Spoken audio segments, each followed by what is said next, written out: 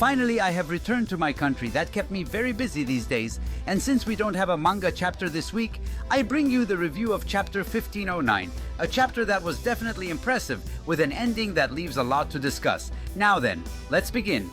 By the way, I had the chance to attend the event of George Morikawa, the author of Hajime no Ippo, and I even managed to take a picture with him. Stay tuned to the channel because this week I will bring you a video about the event and all the revelations he made there.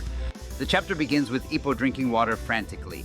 He had been completely absorbed watching the fight between Ricardo Martinez and Takeshi Sendo, and because this Osaka summer is extremely hot, our protagonist was already very dehydrated.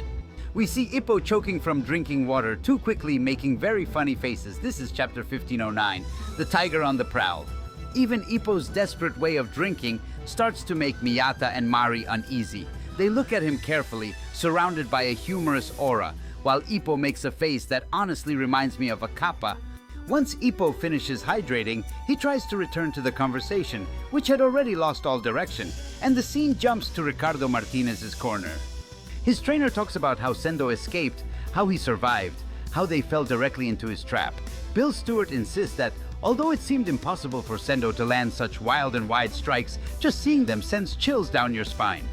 He asks Ricardo whether they should secure a win by decision or take the risk of ending it quickly. He insists that dragging the match out could be dangerous.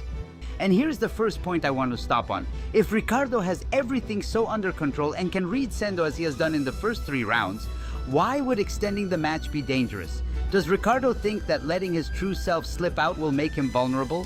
Or does he think that Sendo, fighting with his instincts fully unleashed, could catch him and even surpass him?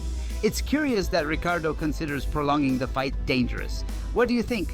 Returning to Ricardo's corner, Bill Stewart tells him a myth. He says that Osaka Castle, which Ricardo likes so much, has records of a tiger once living there. Apparently, a man named Kiyomasa captured it alive and gave it to the castle's lord. It is said the lord ate it, and by consuming such a powerful symbol, his authority grew, or so the story goes. Since there are no tigers in Japan, the story is doubtful. But if you devour one yourself, he leaves the sentence unfinished. And here I want to pause. I researched this story a little. Kiyomasa was indeed a real historical figure. The most widespread myth says that during his campaigns in Korea, he encountered a tiger and killed it, since there were tigers in Korea at that time. But in some versions, instead of killing it, he captured it and presented it to a castle lord. This version exists, although it is not the most popular. And yes, the tiger must have been from Korea, since Kiyomasa was Japanese and met it during an invasion. Ricardo finds this story extremely interesting and reflects internally.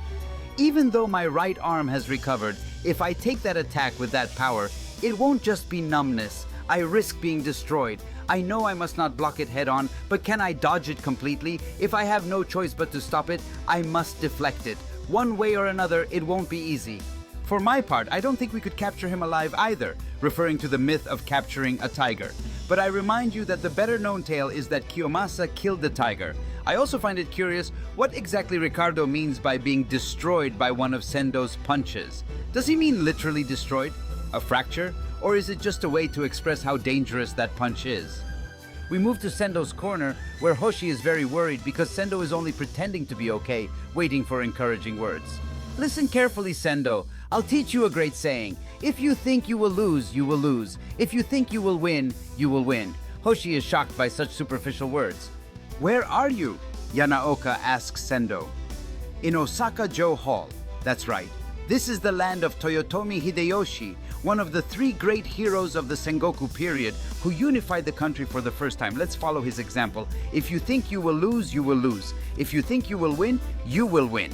As Sendo stands up, he may have hit the canvas several times and not landed a single punch. So what? I still haven't lost, Sendo says, with a very confident smile on his face in an impressive panel, jumping to the hospital where Sendo's grandmother finally recognizes that same confident and joyful expression on her grandson, reminding her of his childhood where he would go out with his bat seeking revenge, seeking fights. Guys, I'm heading out, Sendo said. Don't take your eyes off me. While Ricardo also walks to the center of the ring. Don't take your eyes off the fists that will unify the country. A spectacular double-page spread follows, with Sendo swinging his arm as he charges directly at Ricardo Martinez. with the entire crowd screaming and cheering him on non-stop in simply stunning artwork. The fourth round begins, and the challenger, who has regained his fighting spirit, approaches the champion while rotating his arm, spinning it non-stop as he closes into the world champion's striking range, finally standing face to face. And without raising his guard, Sendo is within reach of the strongest man in the world's punches, stretching his arms out, leading us to the final page, a double spread with Sendo's arms completely open. In front of the champion, the challenger spreads his arms and stands firm with a defiant attitude, without a guard, against the strongest man in the world with a face worthy of a monster. And here we must stop for a moment. The last time we saw Sendo do something like this was in his sparring match against Ichiro Miyata, but not the recent ones, the one they had long ago, where Sendo, using a no-guard stance and relying on his instincts, managed to dodge all of Miyata's punches and humiliate him in that sparring session. Of course, Ricardo is on a completely different level than that Miyata, and even the current Miyata is on a different level now.